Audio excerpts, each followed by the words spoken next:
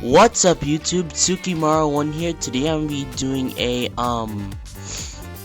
little storytelling today. This time I'm gonna be telling a story of a creepypasta story about Nurse Joy. Now I know what you might be thinking. What's so creepy about Nurse Joy? Well, if you guys wanna find out, maybe stay tuned. Or if not, maybe you could just turn back now if you guys get scared easily. So let's get a move on, shall we? Ever wonder how many Nurse Joys there are in the Pokemon games? We've all been told that it's really because they have a lot of sisters. But really, is it possible to have that many genetically identical siblings? Well, you never may know, but still, they didn't want to let anyone know the real reason. It's far too unreal and out of character if anyone knows whose secret. But I found out, I saw, and I can tell you. It all starts when you walk in the Pokemon Center. You walk up to her and see her bright pink hair. You greet her and she has this pretty voice that wasn't actually pretty to start with. You may or not have a talk. She takes your Pokemon, turns around, heals them, and then gives them back. That's the usual routine. Most likely she'll be all nice and caring through the whole process. Give or take the personality she has, because supposedly each one is unique in personality. What you don't know is that she has installed a tracking device in your Pokeballs. All 6 of them in case one falls off. Why? When you enter the building, she knew you'd be perfect. She knew you had the characteristics for the job. Plus you were still a new trainer. The less known, the better. Anyway, she keeps you tracked and alerts the other Nurse Joys you might encounter. That way, when you get to one of them, well, let's just say that they can care for you. However, if one of the Nurse Joys sees a trainer that they want and stays in the center to sleep overnight, their real fun begins. You are assigned to a room, most likely a room near the back of the Pokemon Center. Can I take your Pokemon to another room so they can be healed and rested? She may ask. Say no. Just say no. It's their way to isolate you. All of your belongings can go in this drawer so you can lock it and keep your items safe while you sleep. She says it in her voice, you know, but will not soon love. The Joys do this to keep you unarmed. Of course, you trust these kind nurses, so all of the items you had to go in the drawer and gives you the lock. Good night, please enjoy your rest. She tries to comfort you, but if you look closely, you may notice the fake face she has, because almost always they are full of excitement before the procedure happens. Can you guess the real reason now? If yes, then well done. If not, keep reading.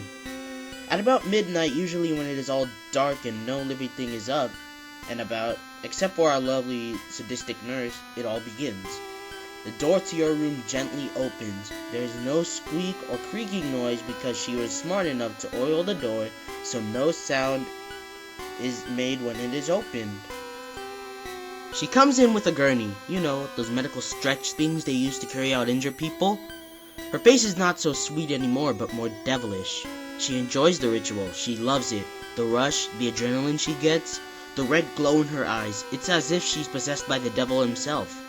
Although you're sound asleep, she doesn't take any chances, so she takes out a needle. No, it's not poison, silly.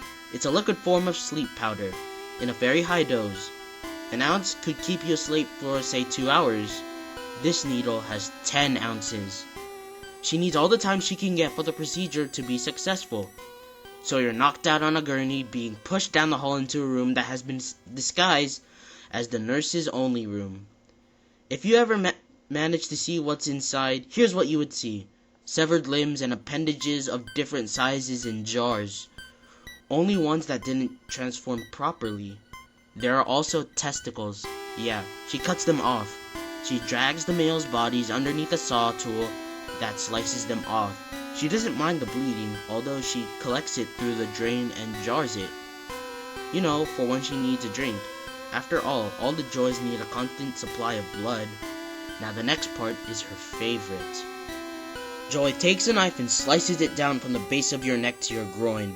She does this very gently because she enjoys it. And if you were to wake up, then you can suffer slowly. At this point, Joy's hair is not neat. It's covered with blood. Her face has completely changed, her pupils completely blood red, and her teeth have suddenly grown a bit, causing them to look like fangs. No, she's not a vampire. Well, she could be. That's not the point.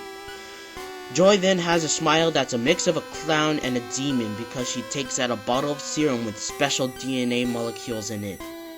Joy DNA molecules to be exact, but before she does anything with it, Joy takes out all of your organs, except for a couple like your heart and brain.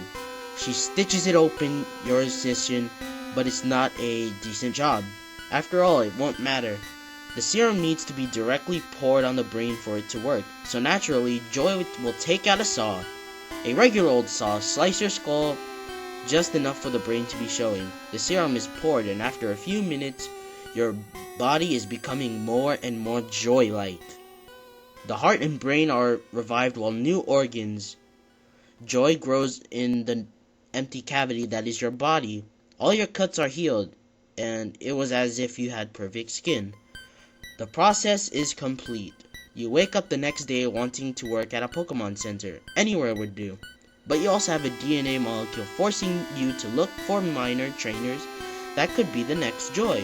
Of course, when this comes the ability to do what has been done to you. The next thing is, you think you were born identical to the other Nurse Joys. But why go through the trouble of making people turn into Joys? Why not just clone? Well, I found out that the original Joy would like to someday rule the world with an army of Joys that will do anything because it's in their DNA to follow the original. But cloning would attract too much attention. Plus, the whole I have a lot of sisters that are identical seems to have been a good story. There you have it. Now you know. Wonder how I know this? Well, who's always with Nurse Joy? Who's the one in the background helping her? It's me! Chansey!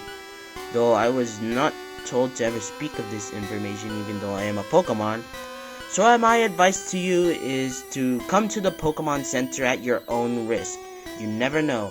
The thing about the real Nurse Joy is she likes to hunt around by herself. So when you're all alone sleeping or just relaxing, don't think you will be safe. I hear she has a nice demonic face to stare at you with. Oh, looks like she just chose another victim. I think it's you. So there you have it, guys. This was a story time by Sukimara1, Creepypasta Nurse Joy. I hope you guys enjoyed. If you liked this video, maybe go check out my other videos. Leave a like, a favorite, or check out my other sites like Tumblr, Facebook, all those stuff.